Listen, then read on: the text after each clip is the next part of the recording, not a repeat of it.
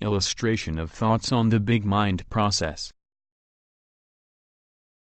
The big mind process is created by Dennis Ganpo Merzel Rashi. This is a dharma. For this illustration I define a dharma as the smallest part of the cosmic law and order, as dharma is sometimes defined. Another definition categorizes a dharma as a phenomenon. For this illustration I define a dharma as the smallest part of things or experiences that appear. In the big mind process, Ganpo Rashi is asking the participants to speak as any particular dharma, phenomenon or experience. What was found are stages of clarity about oneself as a dharma. If a participant as dharma is unclear about him, or herself, we assume the dharma is existing because it has a name. However, the dharma is not fully perceivable for the person, not appreciated and not embodied. As a result of this stage, there is no clear vision and feeling for the attributes of this phenomenon and its impact on the person's life. We found two main qualities, or aspects, for any lack of clarity. One is coming from inside, intrinsic. The dharma, voice, is not clear about itself, and its relation towards the outer world or other beings. The voice is very young, and does not know how to operate itself. We might call this state immature.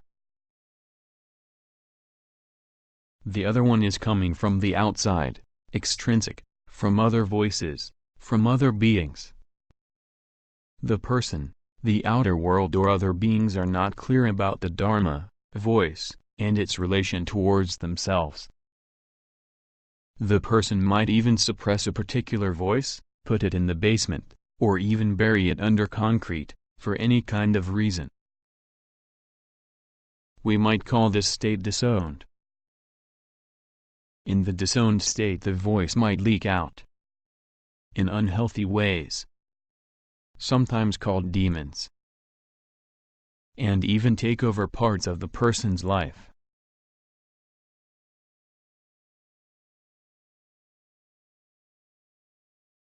In the big mind process, Ganpo Rashi is asking the participants to speak as any particular dharma, phenomenon or experience. The first step in the process is the closer look at any given dharma.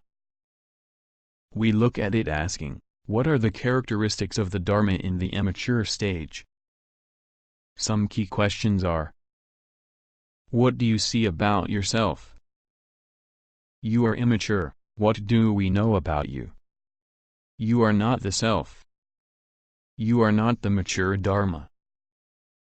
How do you manifest in the person's life? These kinds of questions shed light on the immature stage and lead towards a mature stage. A question leading further towards maturity is, let us imagine, how would it be, if you were mature? At this point we embody the mature stage of the voice. From here we unite immature and mature, in asking similar questions. This process is leading to a stage, where the dharma, voice, is fully perceivable for the person, appreciated and embodied, as immature and mature. Now there is a clear vision and feeling for the attributes of this phenomenon dharma or voice, and their impact on the person's life. The same process of investigation applies to the stages of disowned and owned.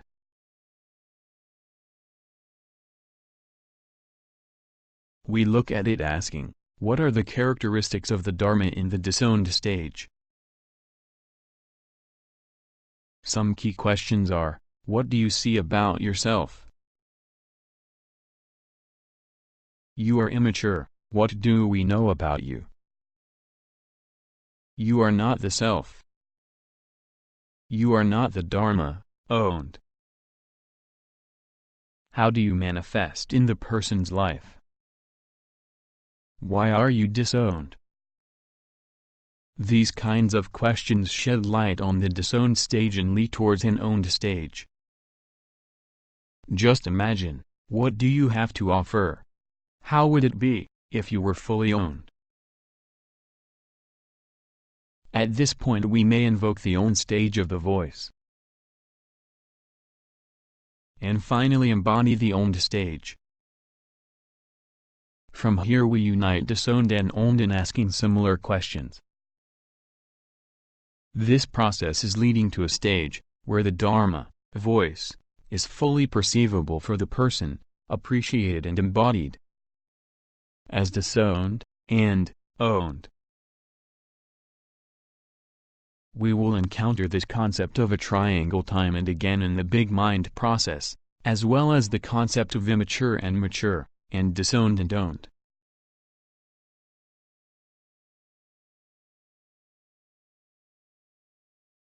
Now we are back to the beginning.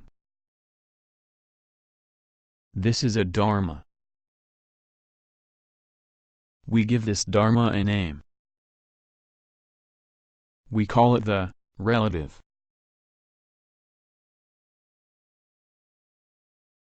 Speaking to the relative, we know it might be disowned and or immature, and we try to figure out how, as disowned and immature, we act out in the person's life. Investigating further, we get to know the relative better, and perceive it from a more mature point of view. And will be able to fully own the knowledge and feeling of being the relative. From here we are able to see the Dharma, relative, in its entity and have a clear vision and feeling for the attributes of this phenomenon and their impact on the person's life.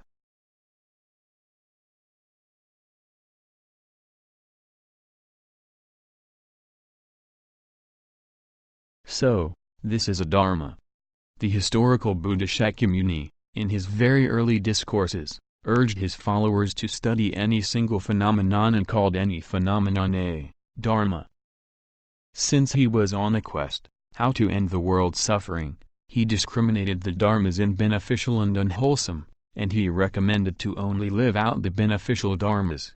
In his early discourses he over and over advised his followers, to act like this, others will be harmful, we shall not be harmful here, thus effacement can be done. Over and over, he stated a Dharma and its opposite, in order to study the Dharmas, and overcome suffering.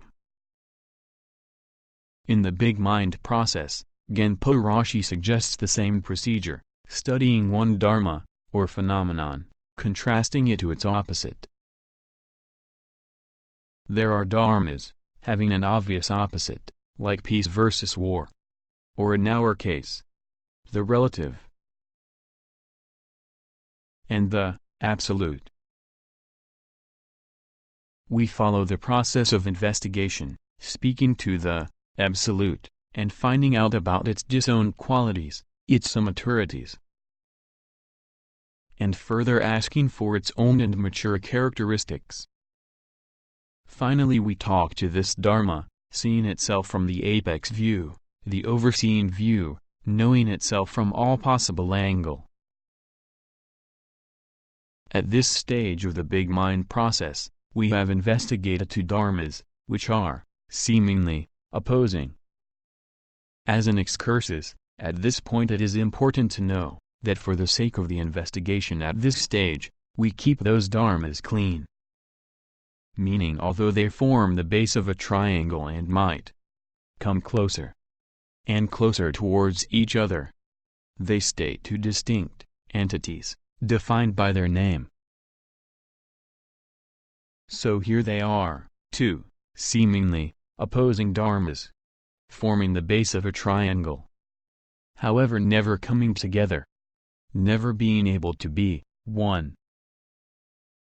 In fact, us trying to be, and act, only as one of the two seemingly contradictory Dharmas, creates conflict and suffering. Since we need to negate the existence of the other, maybe even not wanted one. And we are stuck on either the left or the right tail.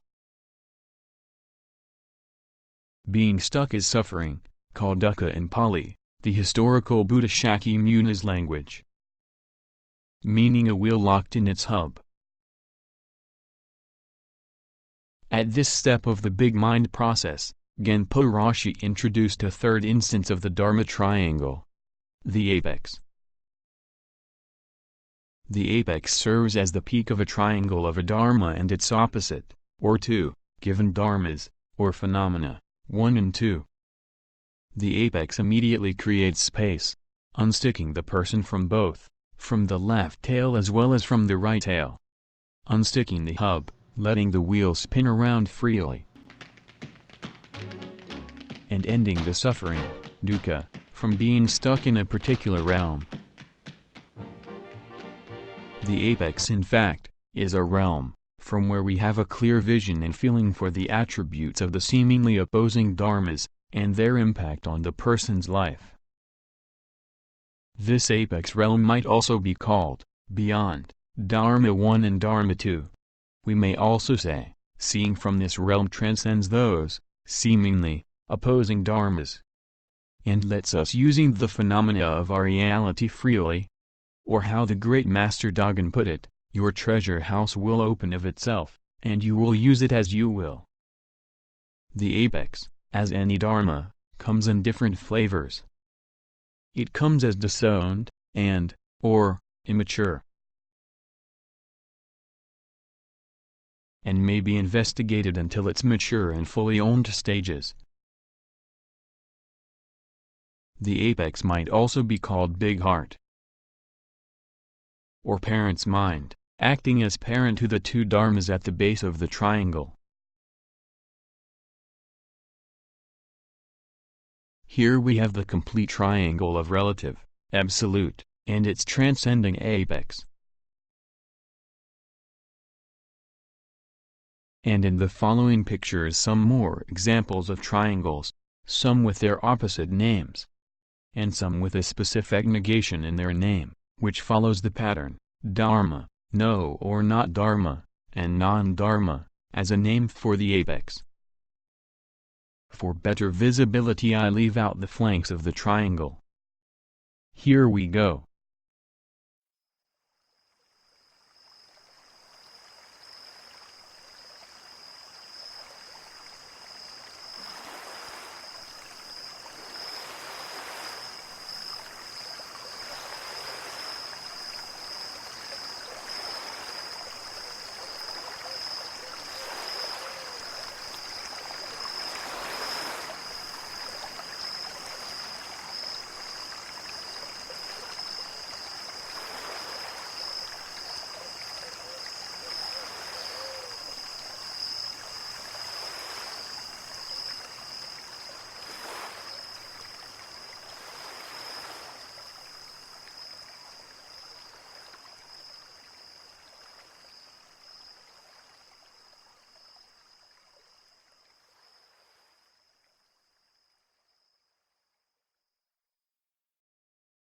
There are innumerable dharmas, however the examples probably give an impression.